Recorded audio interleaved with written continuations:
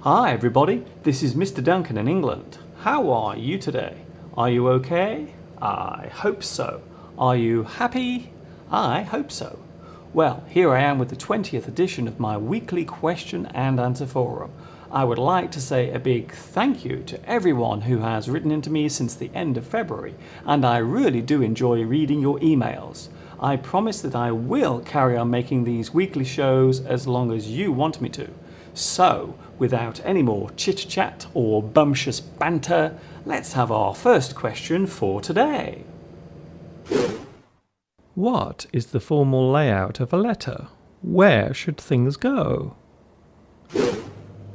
This question was sent in by Xiao Xuan, who comes from China but now works in Singapore. When writing a formal letter, there are a few rules you must remember concerning the layout. Your own address must go near the top right hand of the first page, while the address of the person you are writing to must be placed on the left hand of the page, but slightly lower than yours. The date must follow next, placed slightly below your address.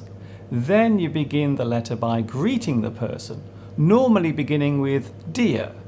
If you are writing formally, then you must use a title, such as Mr., Miss, or Mrs., followed by their surname.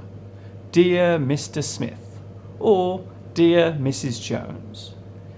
If the letter is informal and you are very familiar with the person you are writing to, then it is possible to use their first name. Dear Steve, or Dear Mary. The main part of the letter must follow standard grammar rules. It is not appropriate to use abbreviations such as those found in mobile text messages or informal slang. You must end the letter with either yours sincerely or yours faithfully, and then your full name. If you sign a typed letter by hand, you must also type your name just below it. If you do not know the gender of the person you are writing to, you can simply use Dear Sir or Madam as the greeting. A nice email and a question. I have received a nice email from Martinas Valentius, who lives in Lithuania.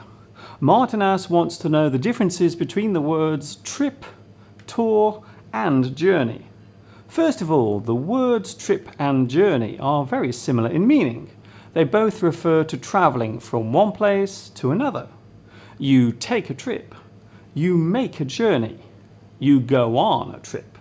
You go on a journey.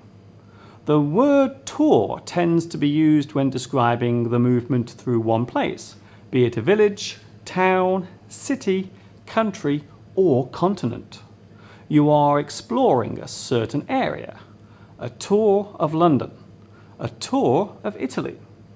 Another word we can use is sightsee. We went sightseeing around Venice. Or we can use the general term excursion. Having said that, the word trip can also be used to describe travelling a very short distance. I'm going to take a trip into town. Very often we use journey to express a long period of travel, taking many hours or even days. A journey around the world. Thank you for your email, and a big hello to you, Martinas, and everyone watching in Lithuania. How should we respond to an informal greeting? This question was sent in by Basti Barker, who lives in Germany. There are many ways to greet another person in English. In general social situations, we tend to use informal greetings, which are normally given in the form of a question, such as, how's it going? What's happening? How's tricks? How are you doing? You keeping well? Are you all right? The response given to each greeting tends to be short and polite. Not too bad. Not much. Yeah, fine. I'm doing all right. Yeah, I'm fine. Yeah, I'm great, thanks. A greeting can be given as an exclamation, such as, "Hey, what's up? Yo." Just as English in general is changing, so are the ways we greet each other. So-called street slang has become popular as a result of the modern music trends followed by young people today. Of course, this is nothing new, and it will always change as each new generation comes along. Casual greetings are a friendly way of acknowledging another person. Another nice email. I have received a nice email from Dung Tien, who lives in Vietnam, and asks if it would be possible for me to make more video lessons about places in England. Well, that is a great idea, and in some future lessons I hope to go out and about to various places that I consider to be interesting, not only here in England, but also around the UK. Thank you, Dung, for your email, and a big hello to all those watching in Vietnam. A very handy word.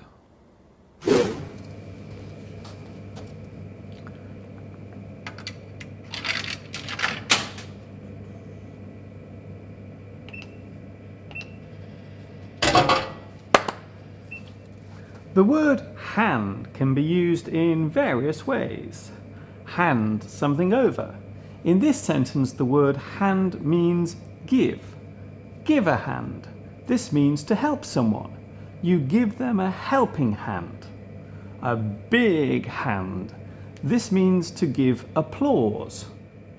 Ladies and gentlemen, please give a big hand for Mr. Lomax. Handy. Handyman. A person who fixes and repairs things for a living. Handy means a useful object or something that is easy to use. Before I make my way back home for a well-deserved lie down, I would like to say a special hello to Carlos Ambrosio in Spain, who thanks me for providing all my online video lessons for free. Well, Carlos, it is my pleasure. A big hello also to Rubab Naqvi in Pakistan, who asks what the best method of learning English is. Well, there are no magic methods or one surefire course for mastering English, but there are combinations of exercises which can over time help you to gain experience and build your word power too. I have covered some of these in previous lessons, as well as mentioning them before here on Ask Mr. Duncan. Being able to speak a language is a skill, and just like any skill, there are no quick ways of gaining this ability. Time, patience, and enthusiasm are always necessary. Hello also to Abdullah Hamza, who is now studying at the British Council in Jeddah, Saudi Arabia. Abdullah asks me to say a big hello and give a special mention to the village of Bara. Finally, a big hello to all my new Facebook friends and followers, including Alexei, Alice, Alessandro, Jalal, Juwuk, Nicole, Tigo, and Sylvia. That is all from me for this 20th edition of Ask Mr. Duncan. I will see you all in 2 weeks' time for number 21. This is Mr. Duncan in England saying thank you for watching me answering you. And of course, ta-ta for now.